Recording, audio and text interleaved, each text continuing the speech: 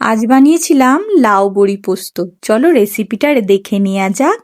প্রথমে বড়িগুলোকে সর্ষের তেল দিয়ে কড়াইয়ের মধ্যে লাল করে ভেজে নেবে। তারপরে লাউগুলোকে শুকনো লঙ্কা আর কালো জিরে ফোড়ন দিয়ে একটু লবণ দিয়ে ঢাকা দিয়ে দেবে। একটু পরে ওটাতে একটু আদা বাটা দিয়ে ভালো করে কষিয়ে নেড়ে চেড়ে লাউটাকে সিদ্ধ হতে দেবে। এদিকে দেখো, এগুলো আমার বাগানে ধনেপাতা। ভালো হয়েছে না? এরকম 2-3টে টবে লাগানো আছে, একদিকে খাওয়া হয় আর যে টবটা খালি হয়ে যায় তাতে আবার এরকম ধনেপাতা লাগিয়ে দেওয়া হয়। এইগুলো অবশ্য আমি পারি না, আমার হাজবেন্ডের কৃতিত্ব। সে কিন্তু এরকম বেগুন টমেটো এরকম অনেক কিছু লাগিয়ে রেখেছে। শীতকালে এই সবজিগুলো আমাদের টুকটাক হয়। একটা টবেতে লাউ গাছ লাগানো আছে, তাতে লাউ ধরেছে। মেথি শাক লাগানো আছে, আর একদিন দেখাবো অন্য কোনো ভিডিওতে।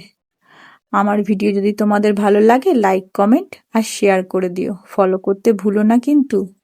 এদিকে দেখো লাউটা সেদ্ধ হয়ে গেছে, ওর মধ্যে বড়িগুলো দিয়ে পোস্ত দিয়ে আর ধনেপাতা কাঁচা লঙ্কা দিয়ে নেড়ে চেড়ে নামিয়ে নেবে। আর করেছিলাম আলু মেথি শাক দিয়ে ভাজি।